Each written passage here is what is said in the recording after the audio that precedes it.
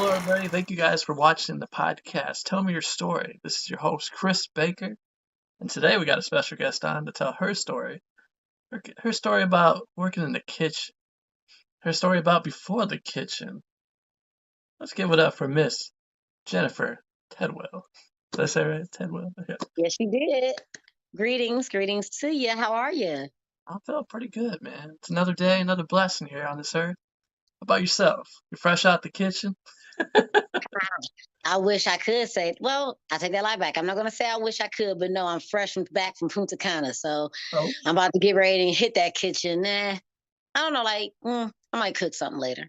all right, all right. Just gotta throw down in the kitchen. Let's start off simply by just saying thank you for being on the podcast. It's truly an honor and a privilege just to have you on Thank the you for show. having me. Thank you for having me. Yes. And let's just dig into this. Let's start from like the very beginning. What was your early life childhood like? Just growing up.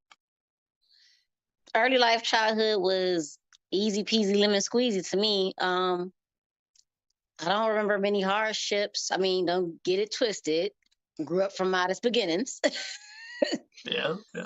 But most people, for the most part, I think, who grow up from modest beginnings probably don't realize that's what it is until you get older and learn what more is out there. Oh yeah. So, I mean, Okay. Wait, easy. wait, wait. I gotta say actually for the viewers nowadays, I mean, what year was this? Is this the 80s, 90s? What year are we looking? I was born in the 80s. So we're in the 80s right now. This is where it's all taking place. This is before, well, the phone was just kind of coming into place. We had that big old phone for a while. hmm I remember, yeah, wow, geez. I do remember getting cable, and I believe it was called either Cable Vision or North Coast Cable. So I remember getting that. And, we thought we was pretty dope when we got that. Also, I'm thinking too, at Um, this time period, the bunny ears were, people don't even know what that is anymore. Big old bunny yes. ears. You had to have the bunny ears just to get a station and a channel. Yeah, I mean, I grew up TV cut off at night. You Star Spangled Banner came on, the TV went off. But people were like now, I think like people would try just the younger generation. They go back just a little bit, just to that time period. I think they would be kind of confused. What's going on here? Right, right. I mean, I can't remember like during the week, but I think I'm almost sure Saturday night I would watch American Gladiators, and then I believe the next show after American Gladiators was Benny Hill, and I believe after Benny Hill you got the national anthem that was like the sign off song, and then you got that and TV went off. Like time to click, turn it Right off. now, I guess that's bedtime. American Gladiator, though. Did you ever see yourself being on that show? Yes, I did. You're like, man, this stuff looks easy. I can do this. Well, and it's funny because I didn't want to be a contestant. I wanted to be a gladiator. Okay, I can see it. I can see it. So I was very growing up very athletic. I was in physical fitness. There was a time I thought I was going to be a physical education teacher. Yeah. I was very physically fit, very active, still pretty physically fit actually. So yeah, just growing up, it was easy. I mean, like I said, it was humble beginnings, but you really wouldn't know it until you got older. Um, Loving family, both parents were in my life, so I didn't have no problems with that. Parents were divorced, but no biggie. I mean, in this stage, we're enough, pretty typical, I guess. But no, both parents was there. Saw either one as much as I wanted to. I really didn't have not too many qualms or whatever. Both had my grandparents. I had both grandmothers. I didn't have my paternal grandfather. But I had one grandfather, two grandmothers. So has half siblings, one of which you actually know, Latania. Heck yeah. You That's my sister. um, have a little sister, have two brothers. I don't have many complaints. No, man, that's a Mm. pretty good childhood, I would say. Pretty good life. What was Yeah, I your mean, I really can't think of anything that I would really complain about, honestly. All right, so the last person I had on, she was homeschooled. Were you in were you in the private school, public school? How was your education? Public school. Cleveland public school system. Cleveland? In the house, baby. No, went to public schools. I'm not against them. I feel like I could have definitely been taught more, I guess, maybe. I'm not against either or. I guess the only thing I can say that when I got graduated from the public school system, I went straight to college. I went to Ohio State for a Oh, year. And when I got there, I thought I was ready, but it was kind of like, ooh, I'm not sure if I'm ready. Yeah. please do So tell I more. moved, Do tell more. Do tell more. um, it was just you. They tell you about college. I'm trying to think. Uh, I'm a suppressor. I am so good at suppressing memories, so I'm really trying to think. So like when I graduated from high school, I was ready to go to college, and all you know is like it's this big place or freedom. Parents aren't around, going to meet friends. If you're a partier, you know about the party part of it. And in my head, it was just like, oh well, I done did 12. Well, I guess we wouldn't include kindergarten, 13 years of school. I'm just going to another level of school. So you thought. Right.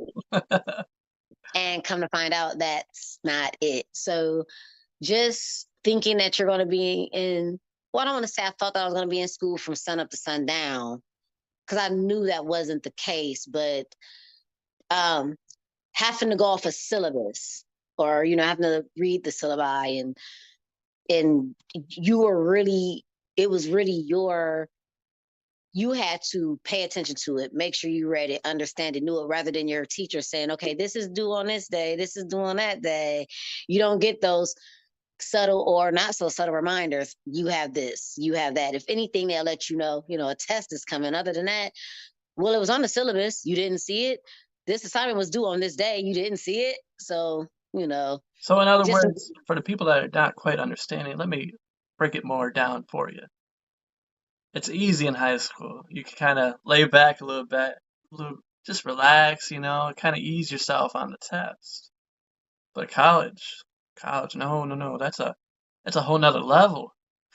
right, You gotta put your focus and your whole attention into it. It ain't gonna be like, oh, the teacher's gonna say, yeah, this, it's gonna be like this is what we're covering. No, you gotta be studying that material, whatever you're after, whatever you're pursuing. You gotta make sure you know it front and back. right. Because when you get It's into it, man, definitely you're gonna get that first test, that first paper, and you're gonna be like, uh, this is not what this right. wasn't expecting this.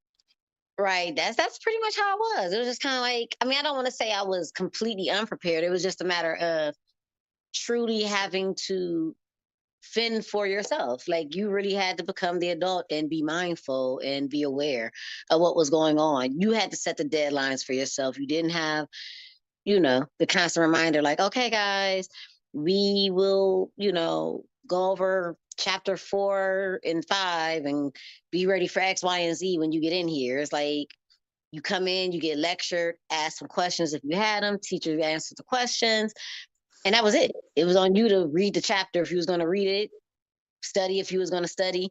You lucky if they gave you a study guide.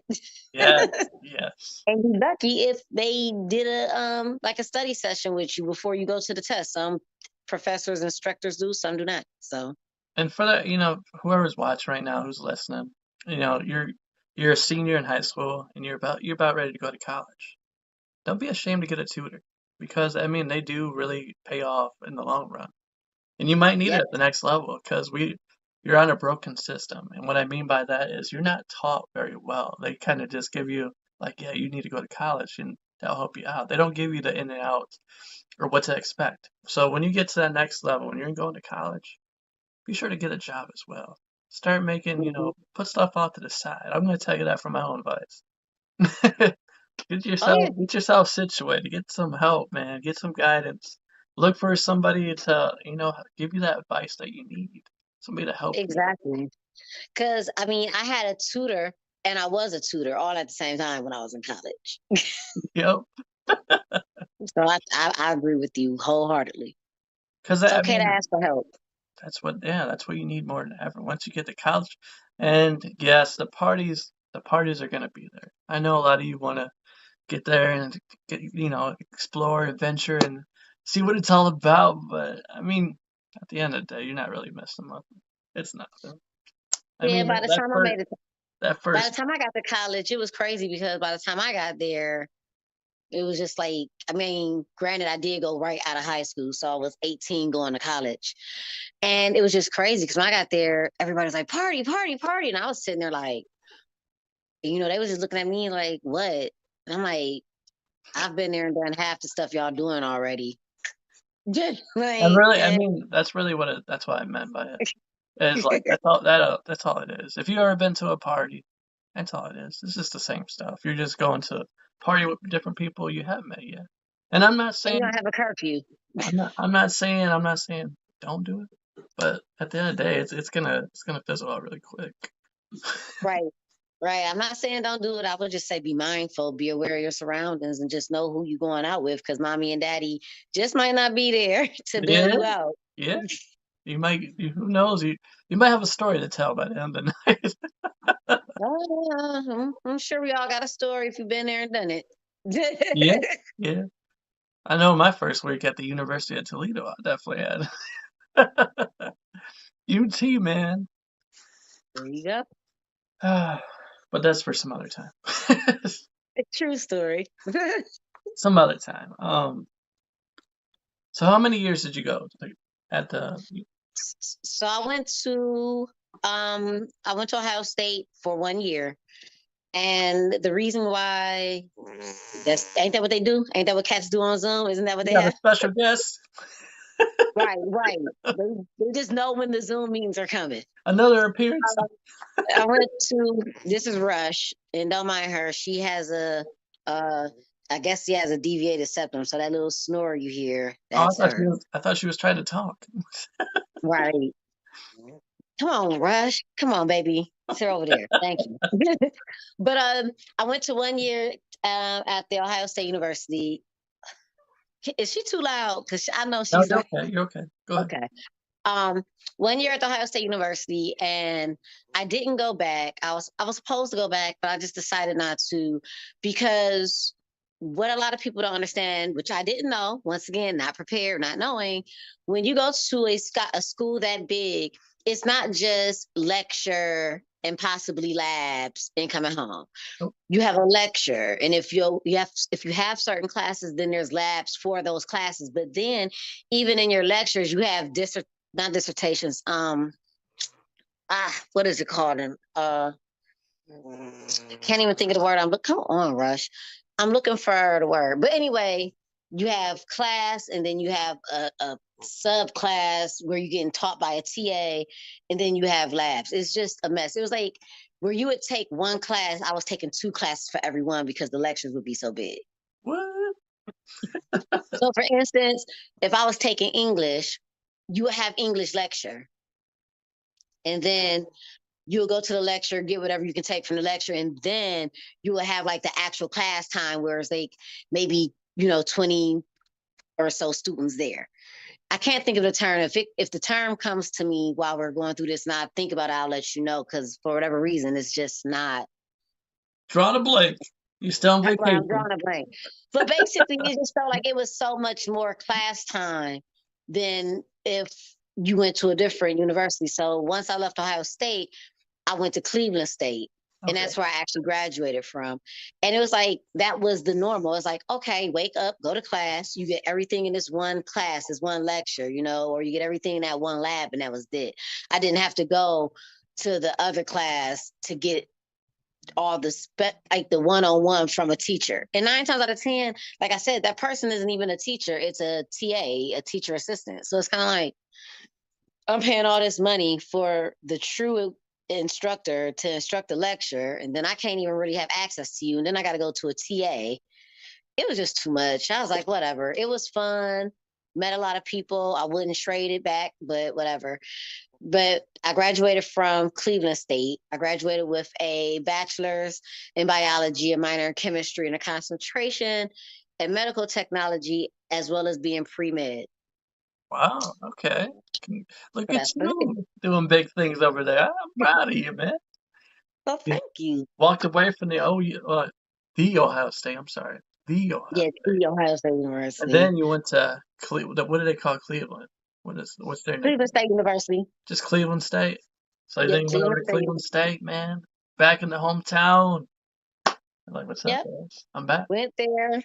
And then from there, graduated. And I mean, as soon as I graduated, I was able to find employment. And I, That's always good to hear too. right, thank you. Like I started, what was my title? Molecular, bleh. I was some type of molecular something or another. I can't remember the title. Probably a molecular biochemist or something. I don't know. It was something like that. But anyway, that was my title when I first started there. And then I ended up going into quality control. And I hung out there for a while. And the few jobs I had along the way was in science, being, quality control. No, actually, I take that back. I was a technical manufacturing chemist. That's what I was. Hey, doing big things over there. Watch out. Yep, I started out as a chemist, and I went to quality control, and left there. Started working at the Red Cross. Did some laboratory work there. Left there. Went to another company. That's called. Where did I go to? It was called Affymatrix, but it was bought by Thermo Fisher. But I ended up being a quality control engineer there. And when they got bought, they moved all the jobs to Lithuania. So it was like, what do I want to do? Do I really want to stay in the science field, Probably or do I done want with to pursue other things? And I ended up pursuing other things because other people seen in me what I didn't see in me. They believed in me and see things I didn't saw, because I would always cook as a pastime. And I would throw really big cookouts and things like that, and have Friendsgiving and birthday parties and things like that. So, in People, other terms, you like to throw down in the kitchen. yes. And people was like, you should do this for a living. You're really good at it, blah, blah, blah. It's like, all So, right, whatever. who would you say influenced you to take that step, to make that move? Um, well, the me getting laid off from the job, one, and the two, a really good friend of mine's named Stephanie, and another really good friend of mine's named Maya. Those were the two that was really pushing me the most. Like, you should do this. You can do this. You're Oh, really good. So I talked to the husband and was like, hey, I will backtrack a little bit. While I was working at the place called Affymatrix, they that's when they got in my head. I was still working there when they got into my head. And I was like, well, why not go to culinary school? I'm all for it. And they had classes where I could take classes while I was still working full time. So I just started taking classes to learn more about it. And somehow they changed the classes. Like, the classes wasn't being offered at the same rate of where I could take them in the evening. So certain classes that I needed to get that degree was only offered like during work time. yeah. So I ended up having to stop pursuing that. I don't want to say career, but at least the degree part of it. So I had stopped, but I still continued to cook. But when the company moved to Lithuania and laid us all off, I was like, maybe I'll finish this degree. And I asked my husband, was it okay? And he was like, yeah. I was like, all right, dope, then I'll do it. So I went on ahead, and as I was there in the field, the more people I learned there, like in the college or whatever, and just the more friends I got, the more I started realizing this probably is for me. It was almost one of those callings that I didn't know I had. It just It's like clicked. a natural talent for me. So it just clicked as soon as you got into it. You're just like, I like this. It's actually pretty cool. Right. Because it was like I knew how to cook before I started, but you didn't know. I don't want to say I didn't know all of the techniques. I just knew how to cook. I didn't know what I was doing. As far as concerned, I'm cooking. That's it. That's all. But then you have all these different techniques, and I learned the name of the techniques of what I was doing, and what I was doing, why I was doing it, how I was doing it, how to create flavor profiles and flavor affinities and things like that. So some things you're just doing because you was taught probably from your parents or whatever, but you don't understand what you're doing and why you're doing it. And that's the thing. I don't think a lot of people think about that as well. As you're getting taught how to, cook, people think you're just making all these different meals. You're just cooking you're preparing different stuff. But at the end of the day, you said you're learning all these different ways of doing it. They're teaching you all these Mm-hmm. different things. Kind of go in more detail so people understand exactly what's going on. Okay, so I mean, some people are like, all right, I'm gonna just hurry up and fry this on the stove. I mean, if you put it on the stove and you put some oil in there and you cook it, everybody just say I'm frying something. Well, no, you might be braising, you might be sauteing, you may be shallow frying, you may be deep frying. Yeah. It's like it's not all the same thing. Like sauteing is basically cooking really on really high heat fast. Where shallow frying, where people like, I'm just gonna 9 times out of 10 when people fry chicken on the stove top, they're basically doing a shallow fry where you may have your cast iron skillet. You probably put that much grease in it or that much oil. I guess I should call it the right term, oil. And you're shallow frying. Deep frying, I wouldn't recommend, but it's like if you put a pot of oil on the stove and cook it in that. So, it's just these things. And braising, for example, is when you're cooking for it's almost like an extended saute, but it's not at high heat. So it's like if you're cooking like Swiss chard or cabbage or kale or something, you're cooking for an extended period of time. And I guess I wouldn't even say Swiss chard and kale because those things cook pretty quick, but you can braise cabbage, you can braise greens, you can braise meats and stuff because you're cooking it for an extended period of time on the stove top with a certain technique. And then you may even put it in the oven and finish it in there. So it's just a lot of things that you don't realize you're doing until you're taught, no, that's what you're doing. No, you're not just frying something. Actually, you're not frying anything at all. Now, let me ask you this question.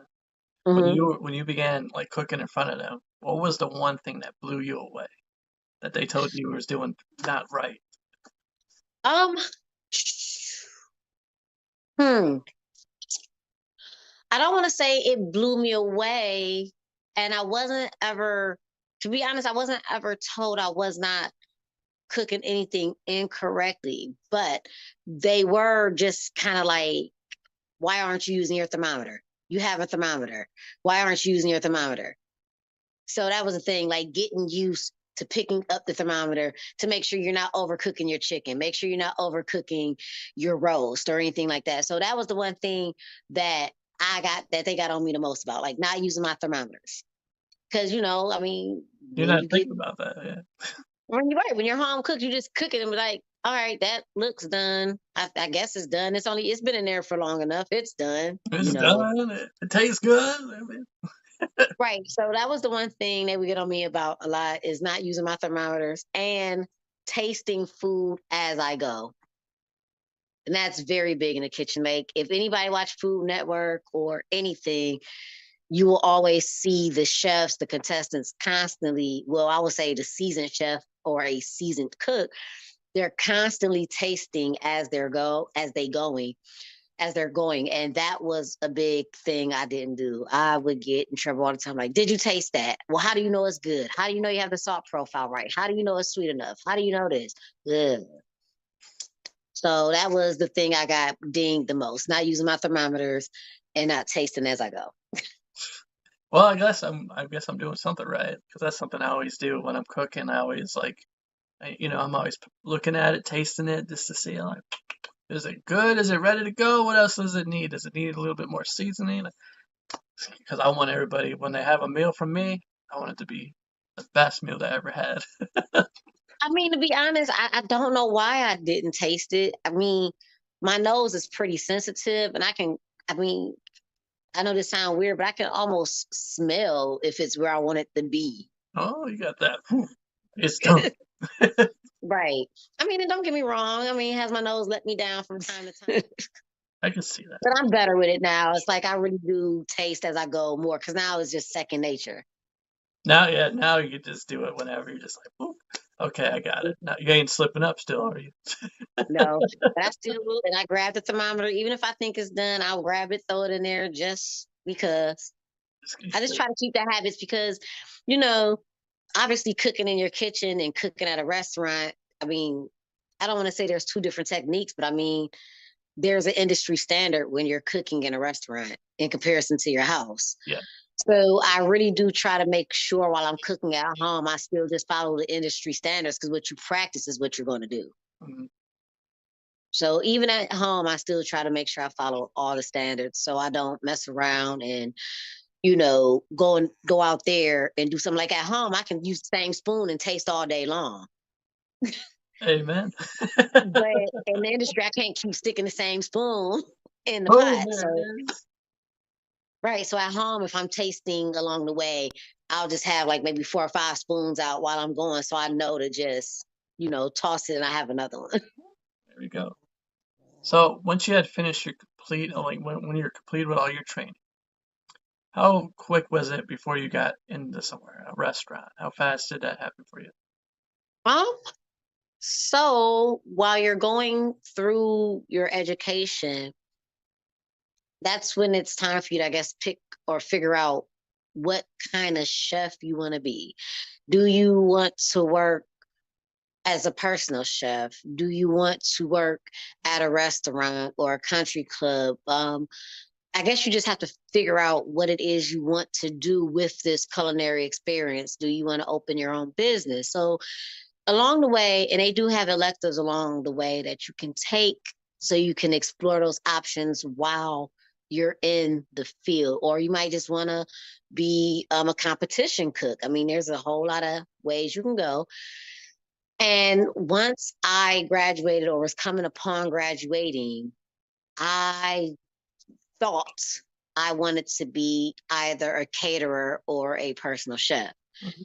So when I finished, um, I didn't start working in the restaurant industry as soon as I finished. I'm trying to figure out, I can't remember what I did. What did I do? What was I doing? I don't know. What was I doing? That is really mind blowing because I was doing something. Um, so when I finished it, actually, I think I was helping other people. Like when we were finishing, I had to do a practicum where I had to work with somebody for, I think, 200 hours, I believe. I had to do it twice. So I had to work with somebody for 200 hours. So basically, you had to put in 400 hours. So I was actually helping other companies. So one person, they did have their own brick and mortar. So I helped there to just learn some ropes there. And then there was a catering company and I helped there. And then when I finished doing that, I'm trying to think. 'Cause I don't remember. I really don't remember swiping anybody's time clock. I guess I was just cooking for me and just had odd jobs, in and out jobs along the way. It was just doing things here and there because I think I didn't. I only worked in a restaurant once that I can remember. I mean, when I was younger in high school, I worked at Bob Evans Okay. as a hostess. As a hostess, Yes. long before So, being a chef. so I wasn't old enough to be a line cook. I think you had to be like 18 to be a line cook. Okay. So I wasn't old enough to be a line cook. And I was interested in doing it, but I wasn't old enough. So that was that. But after that, I only worked in one restaurant that I can think of since I've had my degree. And I learned a lot there too. It wasn't like a 5-star hotel or resort or anything like that. It was just a small business restaurant. Um, but other than that, it was more so just diving into what I wanted to be. I did catering, I did personal chef, I did being, I guess you can call it a private chef where you do intimate dinners for two. So it was a lot of me just freelancing, honestly. Um, I did that for a while, and along the way, people just, I mean, I guess I made a name for myself just having cookouts at my house, people eat my food, me helping other people, um, catering events here and there, at going to networking events and taking food so people can taste my food and giving out business cards and things like that. And that's how it really ended up.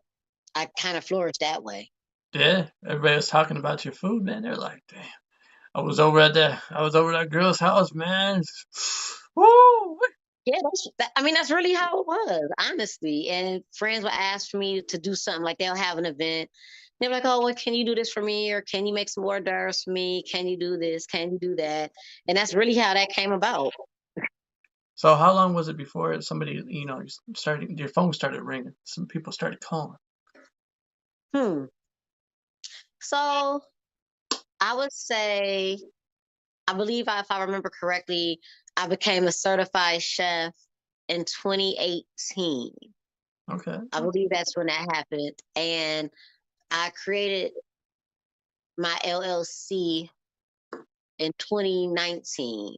So in 2018, I was getting calls here and there, but I didn't have a name. I didn't know what to call myself. I mean, so, I would get calls just here and there, like, hey, Jen, can you do this for me? Or hey, Jen, can you do that? And it was whatever. So in 2019 was when I finally came up with a name and created an LLC, which is Genuine Cuisines, genuine with a J. Yeah.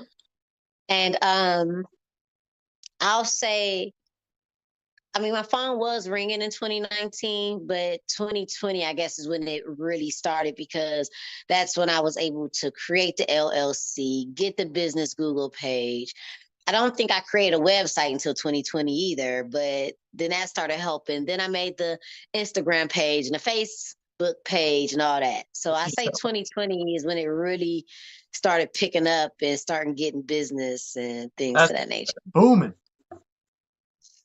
Yep. And it was and that's when I was really able to start fine tuning and figuring out what it was that what I do like to do and what I don't like to do and what I'm willing to do and what I want to do and what I won't do.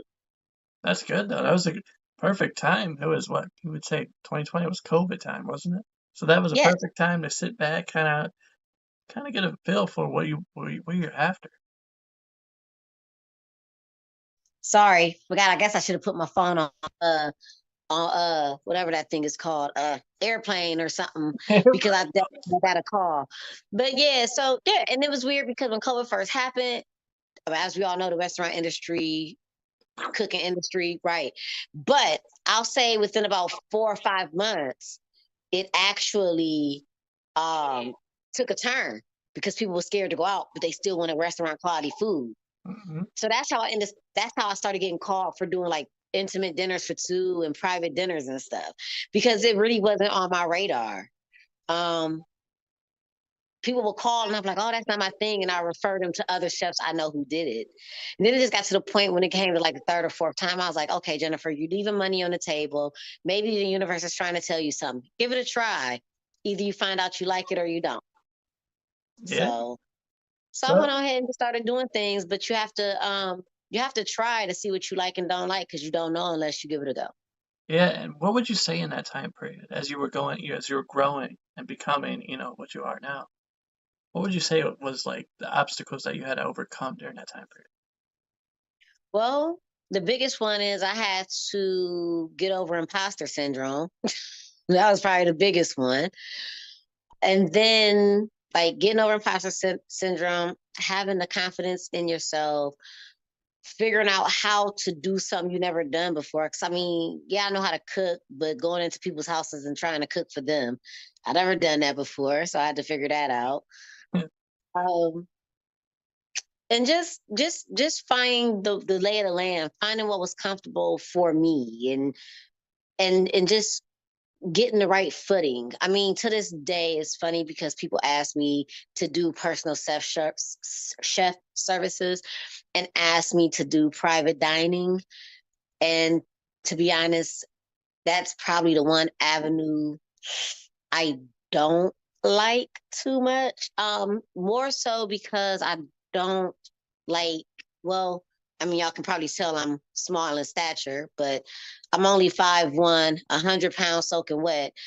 I don't need to go behind anybody's closed doors by myself. Me speak or whatnot. I wonder if I can change the angle so y'all can see it. I'm not sure. But I'm going to cook root vegetable hash. Bear with me. Sometimes my family be on it. Sometimes they don't. So I don't know. And I didn't want to make too much and it was on one of them. So we're gonna add some salt here. Okay. Welcome Gotcha. back from the commercial break. And we, before we was cut off, we were talking about how she was only 5'1", Right. and she had no So, business being behind closed doors. right. So, I mean, don't get me wrong. I do feel most of humanity are good people. You know what I mean? But I guess that was just one of my things getting in my own head. Like, I'm back here cooking for these people. I don't know them. I mean, it was just one of those things where I was just like, I just wasn't comfortable. So Yeah. it's not me faulting, the guest or anything like that. And, Oh. I don't like thinking that way, but that's, I guess, just my own insecurity. Well, I mean, I can totally respect it though, because being a smaller person, I'm only 5'3", so Welcome to the shirt club. yeah, welcome to the club. But anyway, so being in that situation, I can totally understand what you're talking about, because you hear so much about it, you read much about it. You don't know what's happening behind closed doors. You don't know who you're getting involved with, and I'm not saying everybody is a bad person, but you just don't know. Exactly. That's what it is. So it's like when people ask me to do personal chef services or intimate dinners for two, I mean, if my husband, and he's very willing to, so as long as he's coming with me or a friend will come with me, then I'll do it. But if I can't find somebody to come with me, then I won't.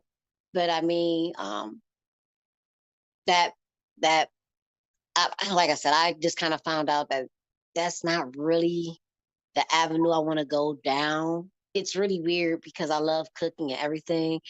But with COVID going on, well, with 2020 and COVID and everybody wanting food, needing food, I was able to venture so many avenues, worked in the restaurant, did the private chef services, did the catering and all this and all that. And I was able to just really sit down and be honest with myself. It's like, okay, what do you like? What don't you like? And I was able to just kind of fine tune some things. So I'm actually really happy about that. And I was hoping that I would have my website done by this time already, because we're already in February and we're in 2023. But, going forward, I kind of know where I want my culinary services to go. And it's not just cooking. I'm really good at coaching and consulting.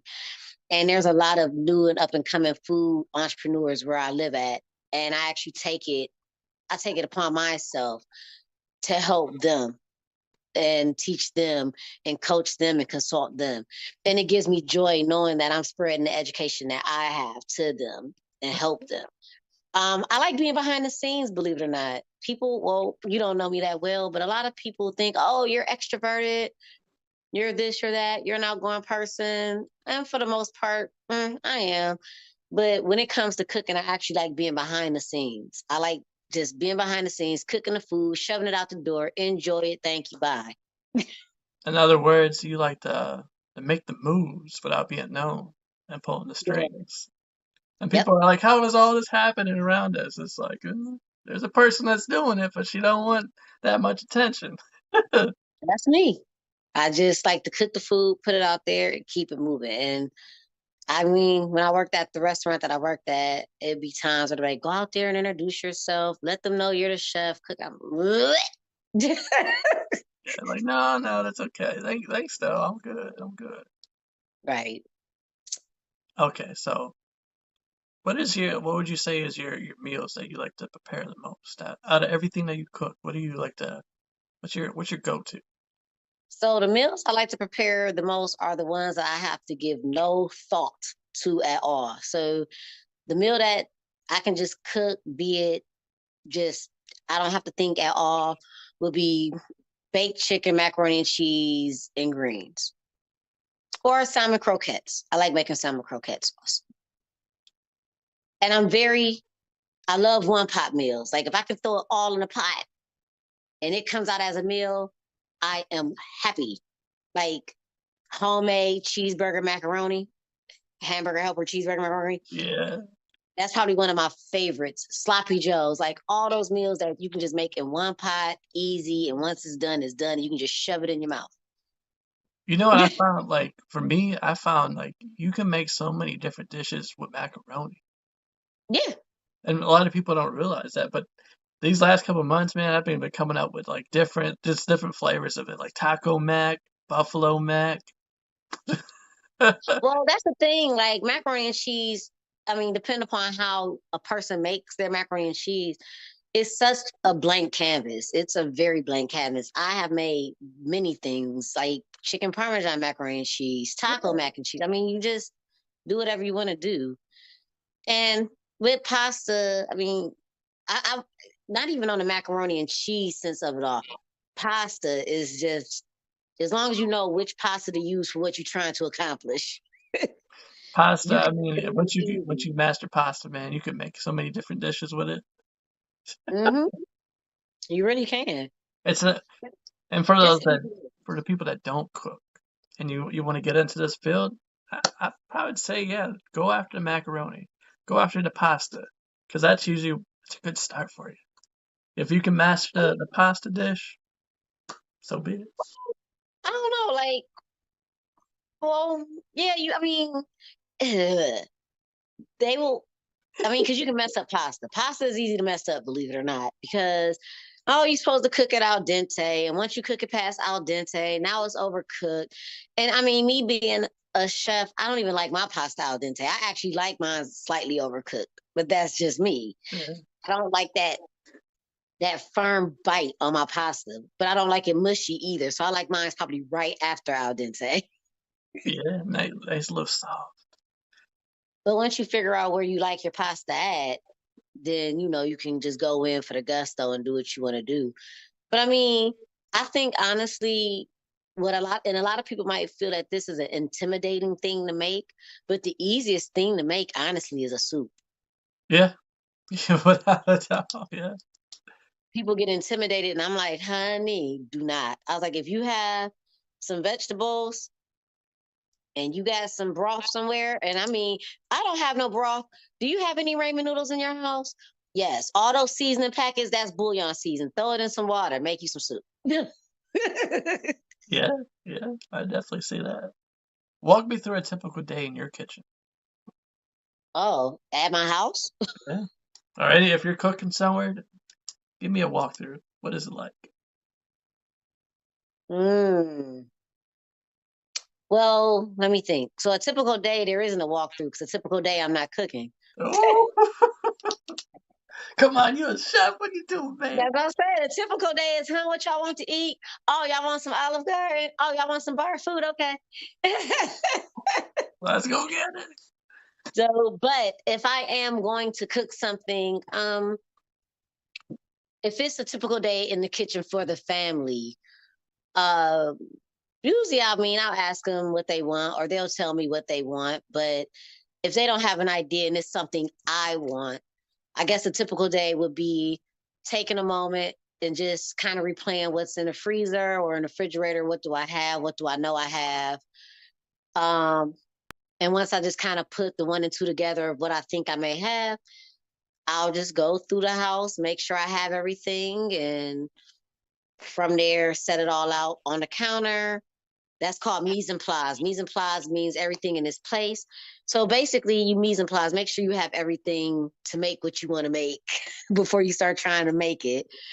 And then from there, you just prep everything. And then once you prep it, you go to the stove and have at it. Just cook it. I mean, I know it's like, is that really just it? But in my home kitchen, yes, that's really it. Okay. um, if I'm in a professional field, and it really depends on what that professional field is. If I'm catering for someone, that's a whole nother ball game. Like I literally write down the menu, write down all the ingredients I have. Even though the recipe may be in my head, I have all the recipes in front of me because at that stage now I'm cooking multiple things at one time. And you usually just go by, okay, what takes the longest to cook? And that's what you start with first. So whatever takes the longest, that's what you cook first. So you can get that started and just go down the list all the way down. And you just, if you feel like you're a little, if you're not all the way with it that day, make sure you have your timers, because timers are your friends, because timers give you the reminder like, hey, don't forget that's in the stove, or hey, don't forget you're cooking that over there. I don't use timers all the time, but if I got too many things going, get the timers going and just keep going from there. It's hard because a typical day is, I mean, it really is knowing what you're going to cook, get your recipes, get your supplies, get your ingredients, even get the stuff that you're going to use to cook. If you're using tongs, spatulas, tasting spoons, stuff like that, seasonings, pots, pans, cutting boards, knives, you get all that out. So you have it there. So you're not like, oh, where's the can opener? Oh, where's the whisk? Man, I knew this bottle opener was over here, but now I can't find it. So you really kind of want all of that just kind of sitting before you get started. So it's just there. Okay, with that being said, what would you say is probably the dish that you enjoy the most? To eat? Yeah. Like, what do you like working with the most? So what food I like working with the most? Yeah. Yep.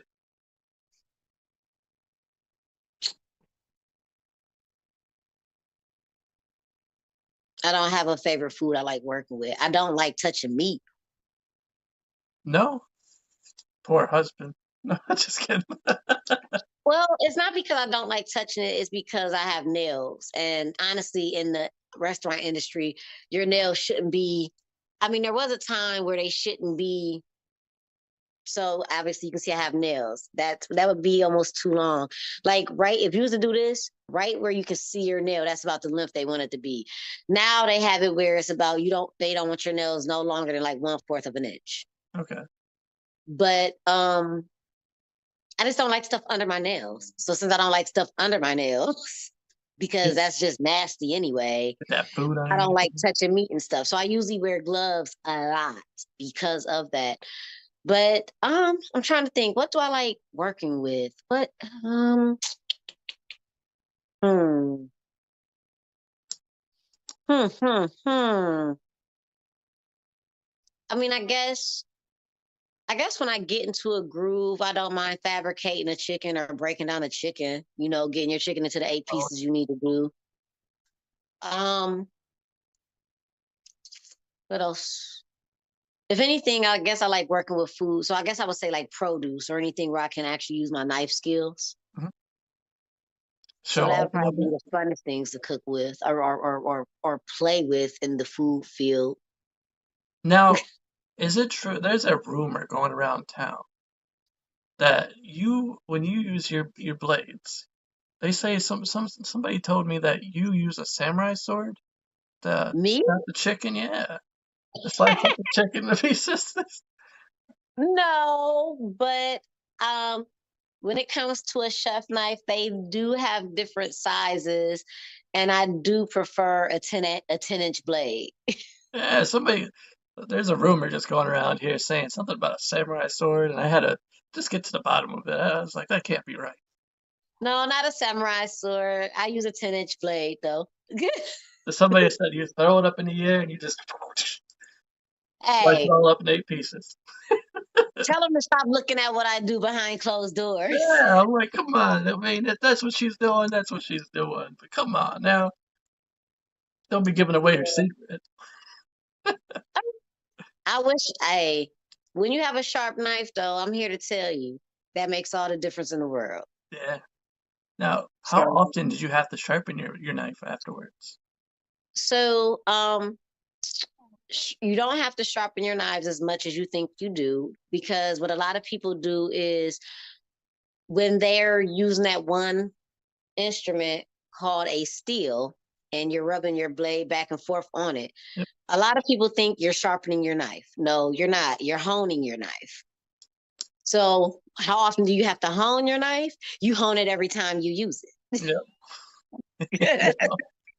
Yeah. So so that's to answer that question. And as far as sharpening your knives, if you take care of them, I would probably say, as long as you're not doing nothing crazy with them, beating them up, dropping them, trying to open up cans and break through bones and stuff, I'll say probably once a year. You want to get your knife sharpened, at least nice once a year. Okay. So do you have any particular like dishes that you have a challenge with at all? Hmm. Hmm. So you don't know until you try.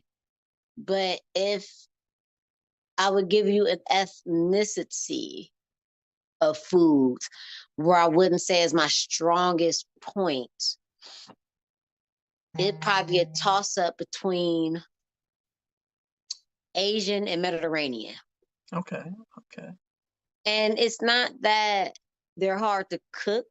Honestly, I would say well, hell, sushi, hands down, is hard. And have I made sushi? Yes. Is it easy? No. So if I want to say a food that would give me a challenge, that's it, sushi. Sushi, huh? Sushi. People don't even understand, for people to like become like sushi masters, they really like study for almost 10 years. People have no clue about that. Like you don't just make some sushi rice and roll some stuff and I'm a sushi master. No. So that one definitely gives me a run for my money. Sushi for sure. To the point I just don't even try to make it. I'm good. You're like, nope. I'm good. Put the gun to my head and you make me do it. I mean, I can get it done. It's not gonna be, A plus, but whatever. Yeah, I mean, it'd be something close to it at least. It'd be. Right. It might look like sushi. But outside of that, I mean, I guess as far as just flavor profiles and just really trying to get those type of meals together. But I mean, if I have a recipe, once you got the recipe, I would say it's pretty easy to bring those meals together. Like just doing it off my head, I can't say that those are easier. Asian would be easier for me than Mediterranean, though. Okay. Okay. Off the top of my head, if I had to. All right. All right. Next question. What advice would you give somebody that is up and coming and that wants to become a chef? Okay. So there's more to, okay. So there's more. First of all, why do you want to be a chef? If it's because, oh, I know how to cook, that's not good enough. I mean, if I just crushed your dreams, I apologize. Well, Because see you later. because there's so much more to being a chef than just cooking well, because being a chef isn't about cooking well. Being a chef is about being a leader, honestly. Because most people that are chefs don't cook that well, believe it or not. I mean, I don't want to say they don't know how, but it's not because their cooking expertise is so great. It's usually because they know how to lead and they know how to help people become better at it, become better at what it is they're doing. So, one, weirdly enough, I want to say weirdly enough, but you have to somewhat be a people person to some degree. I don't really consider myself a people person. And a lot of people are like, no, you are a people person. It's just like, no, I just know how to work with people. Yeah. Yeah. But you have to at least be a people person or know how to work with people and have not only sympathy, but empathy to some degree, first and foremost. Secondly, and all my chefs that's going to hear this, I don't know, y'all can cast a stone at me all you want to, but you have to learn how to throw the ego out the door. Like, the ego will crush you every time, because if you cook something for somebody and they be like, oh, I don't like it, how dare you tell them, oh, you just don't know what good food is? No, that's not it. Like, for instance, you have this whole side of the world that might say, if you cook a steak past medium, you just destroyed the steak.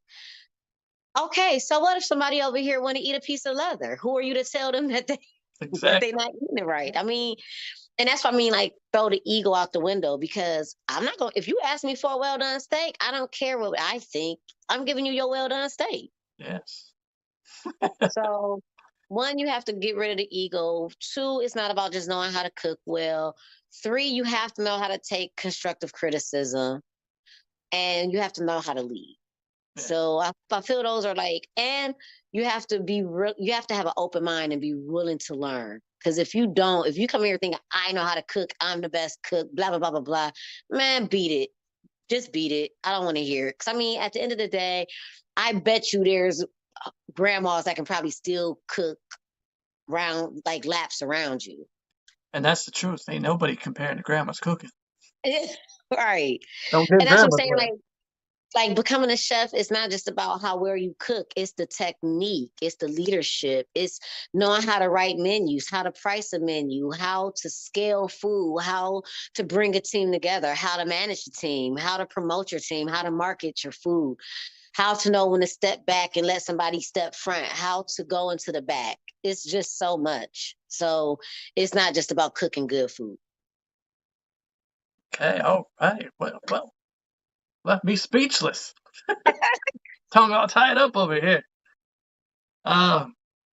What are your current projects right now and your goals? What do you got going on? So, right now, my current projects is somehow. Well, I really want to open up the door for me to coach and consult more and help people more. Okay.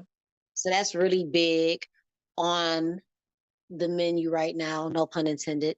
I also want to create more content, like do more cooking demos and things to that nature, like me cooking stuff and showing people how to cook things.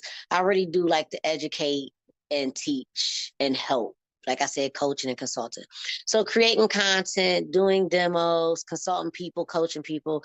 That's kind of where I'm trying to have the nitty gritty at right now.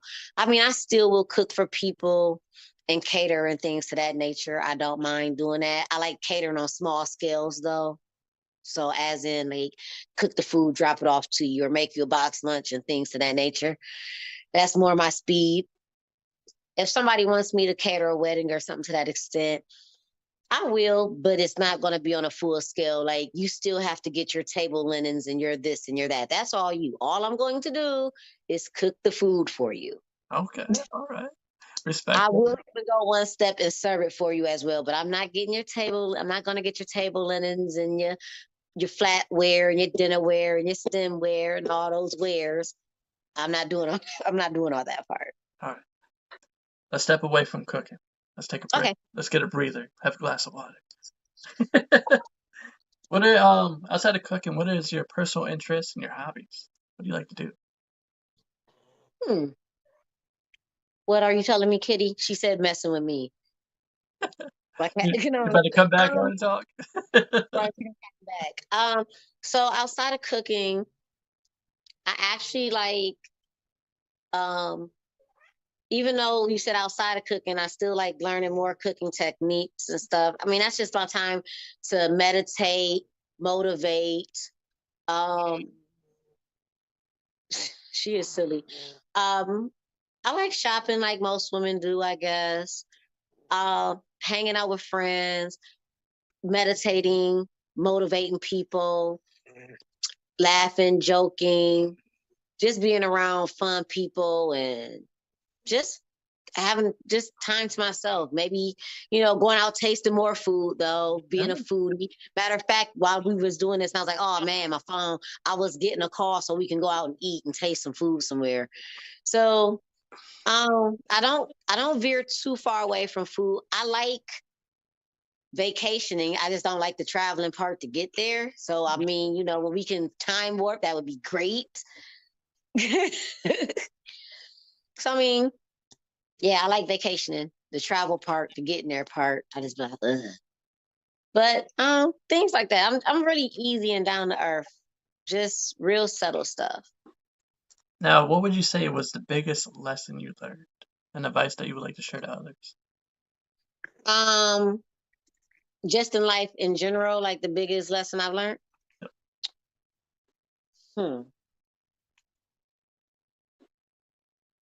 The biggest lesson I learned is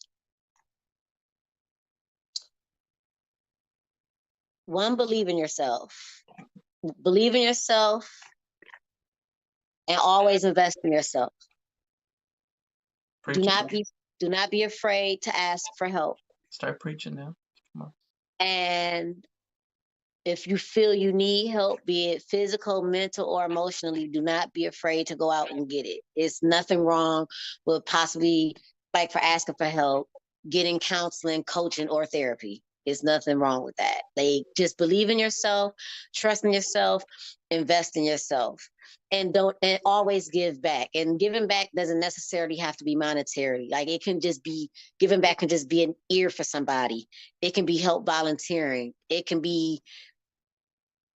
may be giving back monetarily. Just be there for others.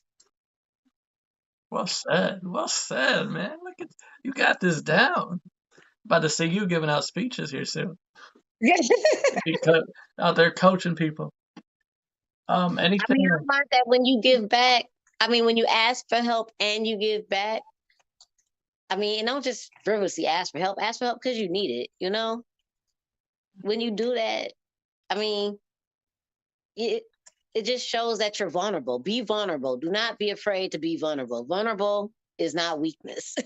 Well, like you said earlier too, it's really you gotta let go of that ego, man. And don't be afraid to ask for help. And that's what it's Yeah. all about. You get out there, ask somebody for help. Seek help if you Mhm. need it.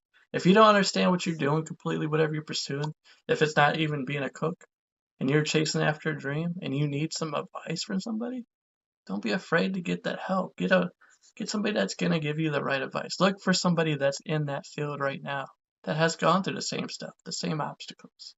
And go after them. Exactly. And I also will add into that, if you're in a place capable of giving help, do that as well. Yeah. Like, if you can be the helper and not the helpee, by all means, be the helper. Mic drop.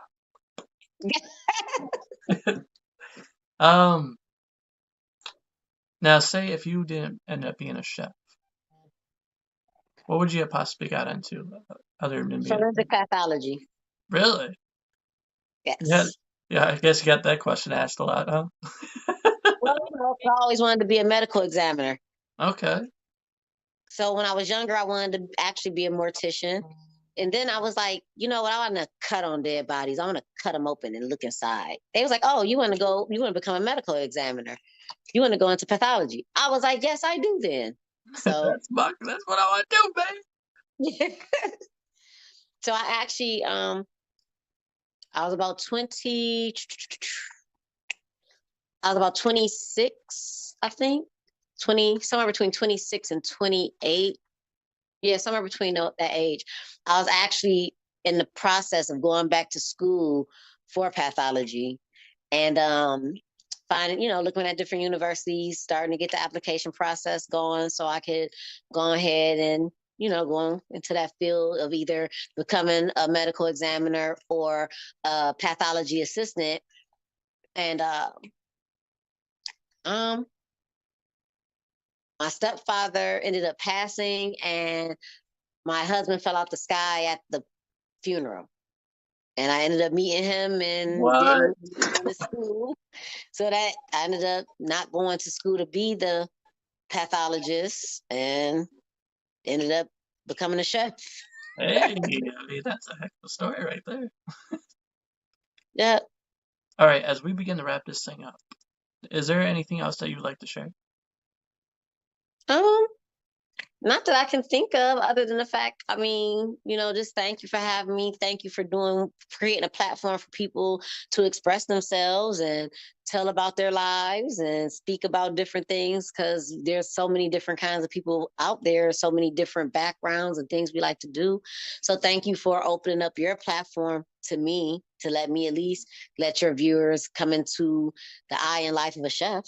Yes, without a doubt. It's a privilege and an honor just to have you on the show, just to hear your story and where you come from and how everything just going on in your life. I mean, this is only just the beginning. I can already see it from you. You're destined for greatness, man. Oh, thank you. And I feel the same for you as well. It's just so funny because I actually made a post on Facebook today, and I was just like, everybody has dealt with either self-guilt or imposter syndrome somewhere. Don't give up. Just keep on going. Another mic drop right there. Mhm. All right, let's Uh, get goofy. Let's get goofy now. Let's ask some like random questions. okay. Um, let's see what I can think of here. If you could go anywhere in the world, where are you going? Oh man, that's a tough one. Hmm. If I go to anywhere in the world, huh, I would probably say, well, I'll say this. When I was younger, it would have been Australia. Now that I'm older, Australia. now that I'm older, I believe it would be Africa. Okay, okay. Any reason why? Well, Australia, um, I wanted to go to Australia just because more science related. So that's when I was like into the science, like I was, because marsupials and stuff, they're more primitive to like most animals over here, and they feel that the reason they haven't evolved yet or why they're all over there is because Australia is so far from everything. So just being able to see like marsupials and the Great Barrier Reef and all that stuff. So I just wanted to see that type of stuff. And New Zealand ain't far off, so I thought it'd be pretty cool to see some jet black sand and things like that. Okay. For my fan base Um, over in Africa and Australia, she might be coming to you soon, so be ready. Ready. right. And then Africa, I mean, well hell, I'm black. Why wouldn't I want to go back to Yeah, where I why come not? from? Come back to the motherland. Is that what they call Right. it? So that would be Australia. But hey, I'm not even gonna lie. I wouldn't mind going to Australia. I mean, not Australia, Alaska to see the Aurora Borealis, or even Antarctica, even though it's cold. But I wouldn't mind seeing that either. I like to see the Northern Lights, man. Yeah, the Aurora Borealis. I'd love to see that. And people ask me the same question. If you could go anywhere in the world, where would you go? I want to go everywhere, man. I want to see it all. Right. That's what I'm saying. Like, let's just go. Go. If I can go anywhere in the world, I guess I'll go around it once. There you go. And so, yeah, somebody's paying me a ticket, man, for me to go somewhere. Like, okay, I want to go everywhere. Take me everywhere. I want to meet Mhm. everybody. I want to hear everybody's story. I mean, that's the whole reason I Right. created this. Right. I mean, and why not go to the red light district one day? Hey, All right. I wouldn't. Random question number 2. Let's see what I can come up with now. What kind of car do you like? Hmm. I I like a lot of cars, and I don't want to say I have a dream car, but if all possible, my next car will be a fully loaded, full size Volvo sedan. I don't know what make and model, but I said full size. So whichever one is their full size model, fully loaded. All wheel drive. All right. Anybody has asked me that question? I would say, I don't know, man. I've seen a lot of Bronco sports, and I've driven in one. And after driving, you're doing a little test drive in one. I'd like to have that as my next car. Okay. Yeah, like my last two vehicles have been trucks. So I'm just like, you know what? I'm ready to get back to a car.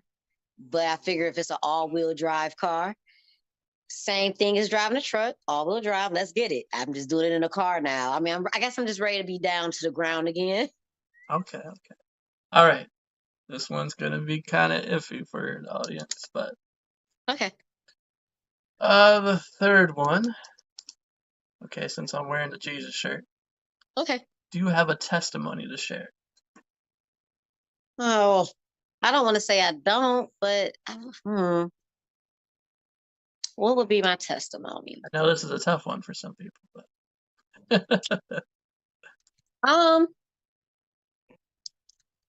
I'm sure I do. Everybody have a testimony, regardless if they want to believe it or not. Like you said, it depends, I guess, on where your faith and your beliefs are. Um, I mean, I guess it's gonna sound kind of cliche, but I would go back to where I would say my testimony would be believing in yourself, because I mean, I didn't ever think that I would become a chef, to be honest with you. I just didn't believe that it was for me. But once again, it took time and education and patience to learn what a chef was. So I guess my testimony is don't count yourself out. Everybody, I mean, you may have a troubled past, you may not. I'm not going to go too far down my past, but there's some choices I made that weren't the greatest ones, that where people would have counted me out. Yes. But without Where I could have counted myself out. Where I could have been like, oh, because I've done this or I've done that, I'm not worthy to do this or be this. Yeah. So, don't let your past dictate your future. I mean, as long as you wake up the next day, be it God, Allah, Buddha, Yahweh, Allah, whatever the one you pray to, even if you don't pray to any of them, be it just creator or universe, you have a chance to make a difference or to become what it is that you feel you are to become. And to be honest, is this me here being a chef the end of it all? I don't know, because once again, I just told you I want to dib and dab in being a consultant and coach. Is it just in the culinary field? I don't know. But one thing I do know is, I guess I'll, pat myself on the back. I am really good at giving advice and giving and listening to people and things. I have very good discernment. So you're ready for that, huh? That's your Mhm. next calling. You're a I chef think right so. now, but I hope you're preparing yourself for them speeches you're about to be giving. You're about to be on stage. No, I you mean, are. I'm not You are preparing going to be. for it, but I just do it. When people need that pep talk or people need that help or when people just need that uplift, hey, come on now, let's get it together. No, this is the first step of it. You're already at that. You're walking down that road already now, and people are Yeah, going to see it after they see this video. They're going to I say, hope "Hey, so. she's a coach, man. She's got that. She's got that spirit inside of her, man. That she's ready to come out and give us that coaching lesson. She's going to teach us about life, the hard knocks, and how to survive it." Yeah, I can give definitely some advice there. And that's what I hope everybody got out of this today. Watching and listening, you heard where she came from. You know, she could have gave up easy on life. Oh Stuff wasn't yeah, working out for her, but here you are, cooking meals, about to become a coach, about to be a motivated speaker, motivational speaker. I mean, it's easy to give up. I mean, it's easy for anybody to give up, but why? Because it's like if you give up, well, I don't know. It's just like, why would you want to live that life? Yeah, I don't know. That it just, I mean, and I'm not knocking anybody for any of their choices, but I'm just thinking honestly, just thinking, it's just like, why give up? I mean, I'd rather push hard to at least enjoy some type of life yes. than to give up and have no kind of life. What better way to put it is you're simply stating this as saying you don't want to go through life having that what if factor. That's yeah. You don't want to say like at the end of the day when you're in your old age, because you're only young once. Time, believe it or Mhm. not, that second just passed by. That minute just passed by. Yep. You got to start making yourself do stuff now because we don't get time back. Like I said, Right. that second's gone. It ain't coming back. That minute's gone. It Yep. ain't coming back. So today is the time to start making moves. To It start sure making is. Like stuff every happen. day you live, you are making your legacy. So be mindful in what you do. I mean, you're not going to be great every day, No, but at you're least gonna try to make be as mistakes. mindful as you can. Yeah. And that's his life, man. You live, you learn. You're gonna make Mhm. mistakes. Nobody's perfect, but that's all a part of it. You gotta. And I want to add this too. Step out of your comfort zone. That's what it's all Yes, about. You can't you have you to. can't grow in this life, or you're gonna be in your comfort zone. You gotta step out. Right. If you aren't making goals to where there's some type of fear or some type of uncomfort, then the goal probably not big enough. Nope. If you're comfortable, it's not happening, man. You gotta start. Right. You gotta do something. I mean, yeah, like, I mean, a quick shameless plug, and it's not really to promote myself, but it's the fact that you just said that, like on Valentine's Day, I'll be on New Day Cleveland. I am nervous. Yeah, like, yeah. But at the like end to of the the day, point that I'm excited. I mean, it's exciting, but I'm just like, oh goodness, oh my goodness, what am I about to do? You know what I mean? So but I mean, weirdly enough, it was something I've always wanted to do, and now it finally found me. And now I'm just sitting here like, oh my goodness, what did I get myself into? Oh my goodness. Nah, see, I But was just prepping you up for the show. I was just getting you prepared. You ready now? man, tell me about it. So once again, I had to ask for help for that because I have friends that have been there and done it. You think I haven't called them like, hey, they reached out to me. Can you help me, please? What am I supposed to do? Welcome back from another commercial break. So as before we cut off, she was talking about she was going to be on New Day Cleveland. Yeah. That's how she had a little bit of butterflies about it, but that's all part of it. Right. I mean, I didn't ask for help, asked for them to come with me. I mean, that's it. So that's what I'm gonna do. So what are you going to be doing on New Day Cleveland exactly? Are you going to be cooking? Are you going to be I talking? am going to be demoing a meal. Since it's on Valentine's Day, I figured that I would um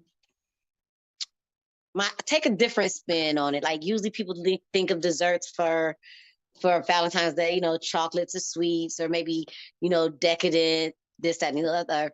I think I'm just going to have something more heart healthy. So I'm going to do a heart healthy ratatouille. All right. So you guys heard it here. Look for Yeah, that episode, man. Be watching there. yeah, you got to take care of your heart to have a heart to give your heart. So Amen. do something heart healthy and good. All right. As we wrap it up, once again, thank you for coming on, telling us your story. If anybody wants to reach out to you and get a hold of you, connect with you, how can they do that? So on Facebook is Genuine Cuisines Culinary Services, Genuine with a J, so JENUINE. On Instagram is Genuine for J _cuisines. I believe I have a YouTube page that I don't do much on, but I need to get on it, hence me saying that I want to create content. But I believe I think I just renamed it. What did I rename it? What I call it?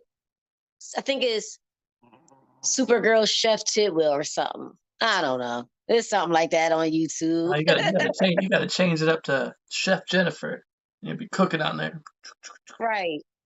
And those are really the major. I do have a TikTok. I think it's Chef Tidwell on TikTok. I'm still learning how to use that one. I mean, it was like I never thought I would become the person where I get older to the point where I never was up on technology. Cause I used to like bash my parents for it. It's like, oh my God, I became that parent. Oh, never thought I would. TikTok, man, is a whole different world. I'll tell you that. I know. So I'm in the process of learning that so I can put content on there. But I believe I'm Chef Tidwell on TikTok. Okay. So look it up. Go find and the website is genuinecuisines.com. So if they want to go to the website, they can find it there too. Also, I'd like to add, like we said earlier in the program, this is a platform for everyone. It doesn't matter who you are. You're allowed to come on here, just talk it up, chat it up, tell your story, tell your testimony, just talk about life in general. Yes. That's what it's all for. It's not, I don't just pick and choose who I want on the show. If you want to be on the show, connect with me, talk to me. Let's make it happen. Let's make history. Let's get you. Sounds like a winner. I mean, you never if I ever think of something interesting, I'll be like, hey, Chris, let's talk about this. I'm for it. There you go. Look, there you go. And that's what it's all about. And then I put you out there, and that's what this is all about. Her story has been heard. It's been told. Now I hope whoever's watching, listening right now, I hope this inspired you. Hope it moves you. I hope so as well.